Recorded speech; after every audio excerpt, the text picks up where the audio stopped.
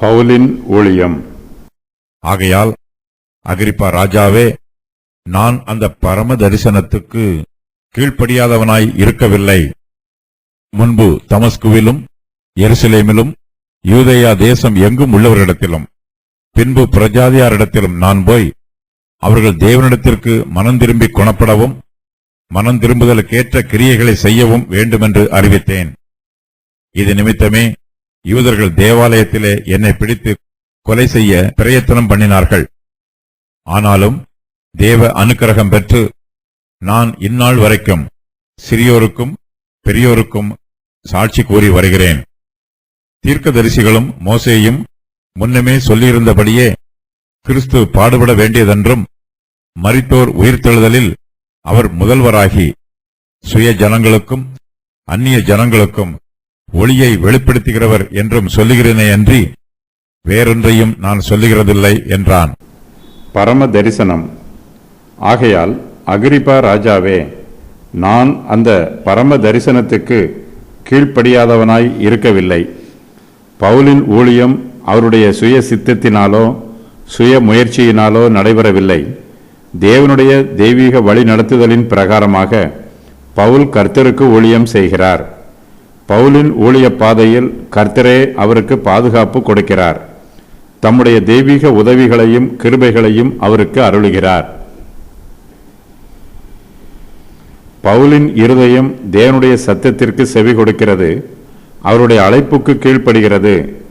தேவன் கொடுத்த அந்த பரம தரிசனத்திற்கு பவுல் கீழ்ப்படியாதவனாய் இருக்கவில்லை.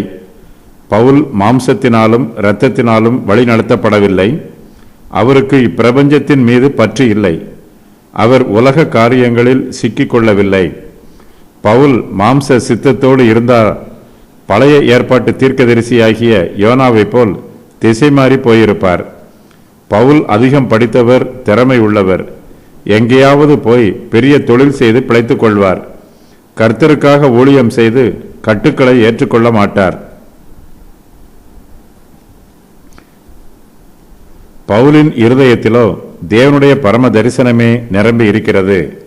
அந்த தரிசனத்திற்கு கீழ்ப்படிய வேண்டும் என்னும் வாஞ்சை அவருக்குள் பூரணமாய் காணப்படுகிறது.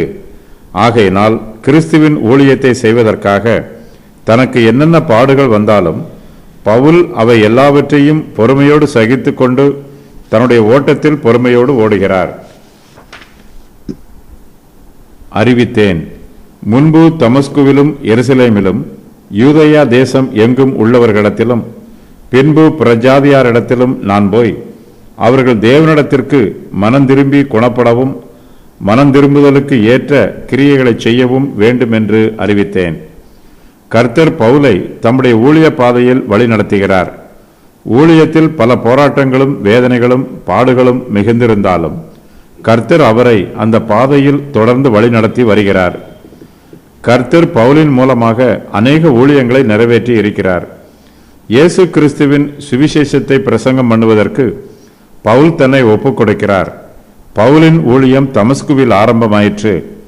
இந்த பட்டணத்தில்தான் பவுல் ரட்சிக்கப்பட்டார். தமஸ்குவில் இருந்து பவுல் எருசலேமுக்கு வந்து கர்த்தருடைய ஊழியத்தை செய்கிறார்.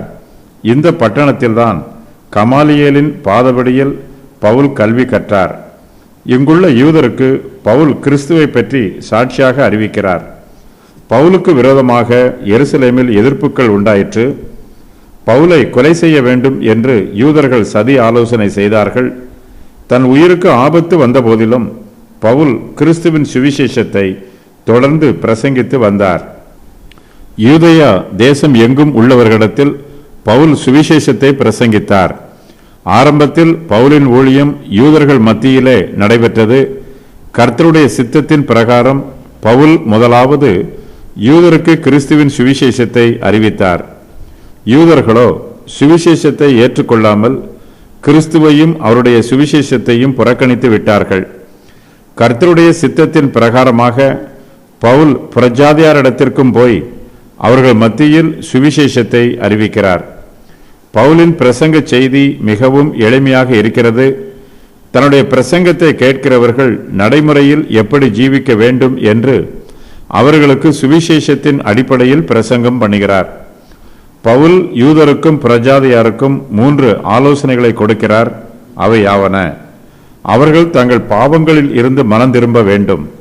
தாங்கள் செய்த பாவங்களுக்காக மனம் வருந்த வேண்டும். பாவத்திற்கு விரோதமாக தீர்மானம் பண்ண வேண்டும். தங்களுடைய இருதயத்தில் பாவ இச்சைகளுக்கு இடம் கொடுக்கக்கூடாது.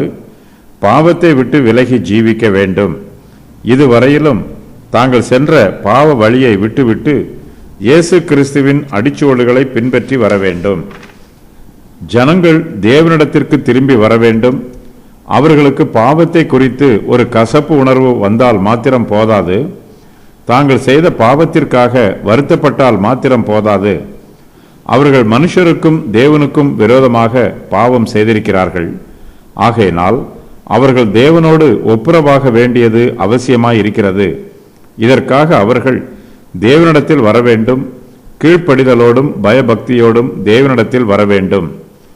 உலகத்தையும் மாம்சத்தையும் அதன் பாவ இச்சைகளையும் விட்டு விலகி தேவனுடைய பரிசுத்த சமூகத்திற்கு முன்பாக வர வேண்டும்.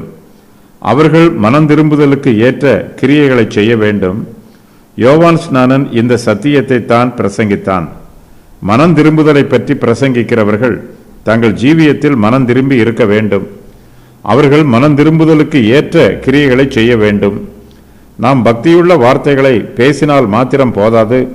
நம்மிடத்தில் பக்தியுள்ள கிரியைகள் காணப்பட வேண்டும். நம்முடைய வார்த்தைகளும் கிரியைகளும் ஒத்துப்போக வேண்டும். நம்முடைய பேச்சு ஒன்றும் நம்முடைய கிரியைகள் வேறொன்றுமாக இருக்கக்கூடாது. பவுல் தான் பிரசங்கிக்கிற பிரகாரமாகவே ஜீவிக்கிறார். எல்லா ஜனங்களுக்கும் பிரசங்கிக்கப்பட வேண்டிய 3 காரியங்கள் உள்ளன. அவை யாவன? மனம் திரும்புதல், குணப்படுதல், மனம் திரும்புதலுக்கு ஏற்ற கிரியைகளை செய்தல், கொலை செய்ய பிரயத்தனம். இது நிமித்தமாகவே யூதர்கள் தேவாலயத்திலே என்னை பிடித்து கொலை செய்ய பிரயத்தனம் பண்ணினார்கள். தேவனிடத்திற்கு ஜனங்கள் மனம் திரும்பி குணப்பட வேண்டும் என்றும் அவர்கள் மனம் திரும்புதலுக்கு ஏற்ற கிரியைகளை செய்ய வேண்டும் என்றும் பவுல் பிரசங்கம் பண்ணியதினால் யூதர்களுக்கு அவர் மீது கோபம் உண்டாகவில்லை. ஆனால் பவுல் இந்த சத்தியங்களை எல்லாம் பிரசங்கம் பண்ணும்போது ஜனங்களுக்கு இயேசு கிறிஸ்துவை பற்றியும் பிரசங்கம் பண்ணுகிறார். இயேசுவே கிறிஸ்து என்று அறிவிக்கிறார். இயேசு கிறிஸ்துவின் மூலமாகவே ஜனங்கள் தேவனுடைய சமூகத்தில் பிரவேசிக்க முடியும் என்று சத்தியத்தை எடுத்துச் சொல்லுகிறார். இதனால் யூதர்களுக்கு பவுலின் மேல் கோபம் உண்டாயிற்று. பவுல் தேவாலயத்தில் இருந்தபோது அவர்கள் பவுலை பிடித்து கொலை செய்ய பிரயத்தனம் பண்ணினார்கள். தான் செய்தது மரணத்திற்கு அல்லது கட்டுகளுக்கு ஏதுவான குற்றம் அல்ல என்றும் யூதர்களின் முன்னோர்கள் நம்புவதையே தானும் பிரசங்கம் பண்ணியதாகவும் பவுல் நியாய சபையில் எடுத்து பேசுகிறார். பவுல் தேவாலயத்தில் தேவனை ஆராதித்துக் கொண்டிருக்கும் போது யூதர்கள் அவரை கொலை செய்வதற்காக பிடித்திருக்கிறார்கள். தேவாலயமானது நற்கிரியைகள் நடைபெற வேண்டிய பரிசுத்த ஸ்தலம். யூதர்களுக்கோ பவுலை கொலை செய்வது ஒரு நற்கிரியையாக தெரிகிறது.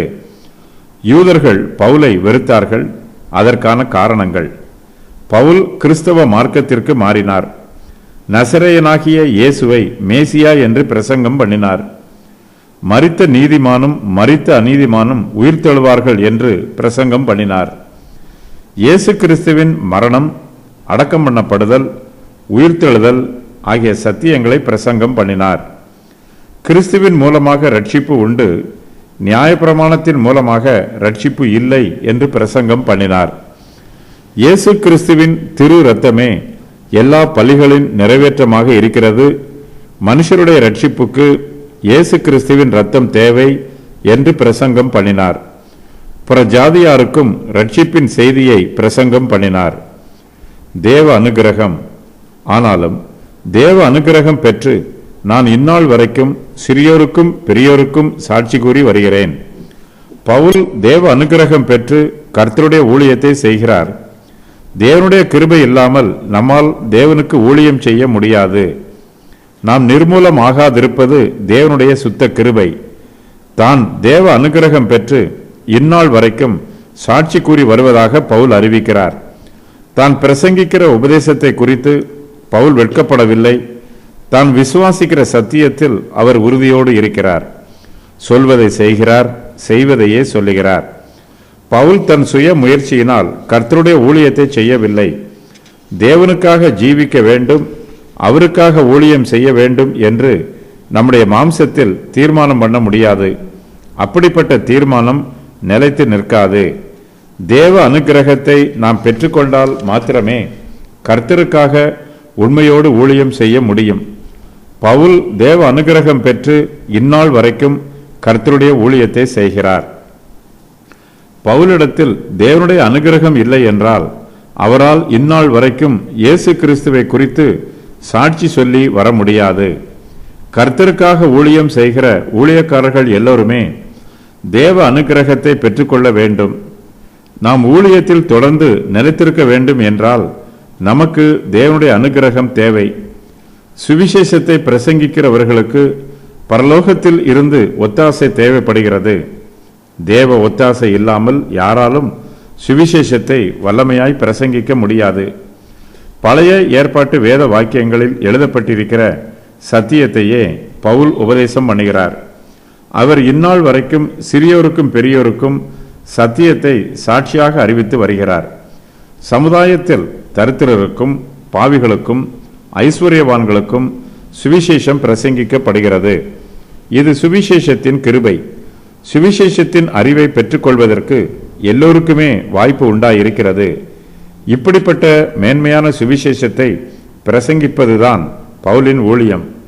சத்தியத்தை சிறியோருக்கும் பெரியோருக்கும் சாட்சியாக அறிவிக்கும் போது பவுல் வெட்கப்படவில்லை, பயப்படவில்லை.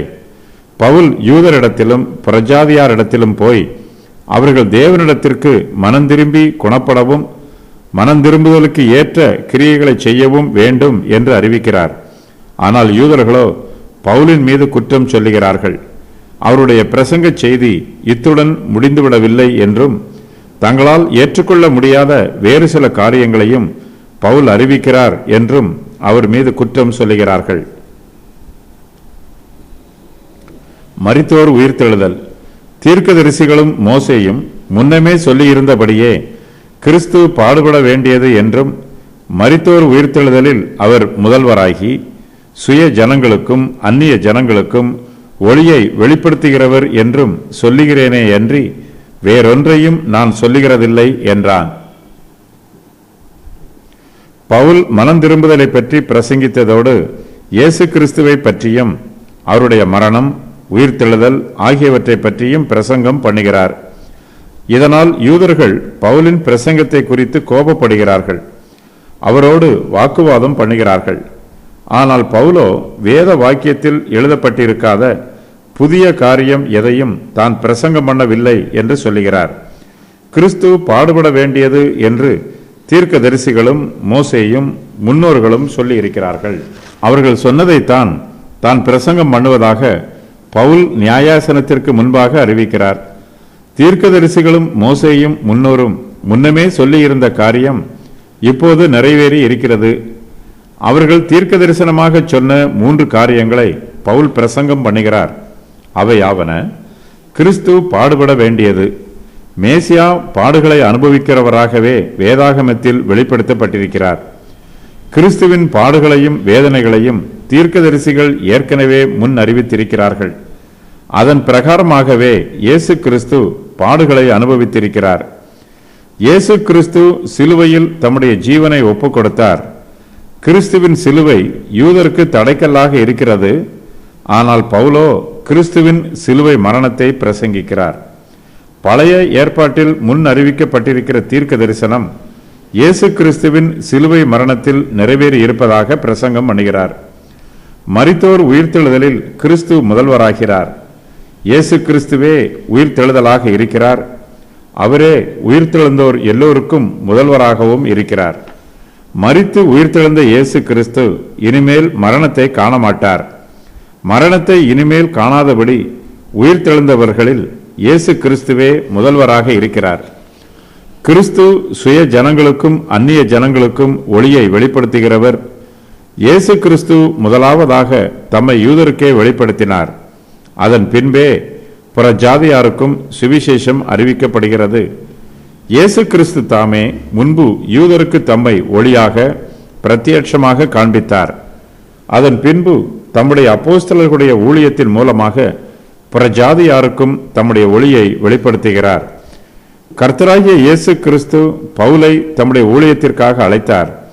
புறஜாதியார் என்னை பற்றும் விசுவாசத்தினாலே பாவ மன்னிப்பையும் பரிசுத்தமாக்கப்பட்டவர்களுக்கு உரிய சுதந்திரத்தையும் பெற்றுக்கொள்ளும்படியாக அவர்கள் இருளை விட்டு ஒளியினிடத்திற்கும் சாத்தானுடைய அதிகாரத்தை விட்டு தேவனிடத்திற்கும் திரும்பும்படிக்கு நீ அவர்களுடைய கண்களை திறக்கும் பொருட்டு இப்பொழுது உன்னை அவர்களிடத்திற்கு அனுப்புகிறேன் என்று சொல்லி இயேசு கிறிஸ்து பவுலை தம்முடைய ஊழியத்திற்கு அழைத்தார். ஜனங்களுக்கு தம்முடைய ஒளியை காண்பிக்க வேண்டும் என்பது கிறிஸ்துவின் சித்தம். இதற்காகவே கிறிஸ்து மரித்தோர் உயிர்த்தெழுதலில் முதல்வராகி இருக்கிறார். இயேசு கிறிஸ்துவின் உயிர்த்தெழுதலை பழைய ஏற்பாட்டு தீர்க்கதரிசிகளும் முன்னறிவித்திருக்கிறார்கள். புறஜாதியாரும் மேசியாவின் மூலமாக தேவனை பற்றிய அறிவை பெற்றுக்கொள்வார்கள். பவுல் இந்த சத்தியத்தை தான் பிரசங்கம் பண்ணி கொண்டிருக்கிறார். ஆனால் அவர் பிரசங்கம் பண்ணுகிற சத்தியத்தை யூதரால் ஏற்றுக்கொள்ள முடியவில்லை. அவருக்கு விரோதமாக எழும்பி இருக்கிறார்கள். பவுலை கொலை செய்ய வேண்டும் என்று எத்தனமாய் இருக்கிறார்கள்.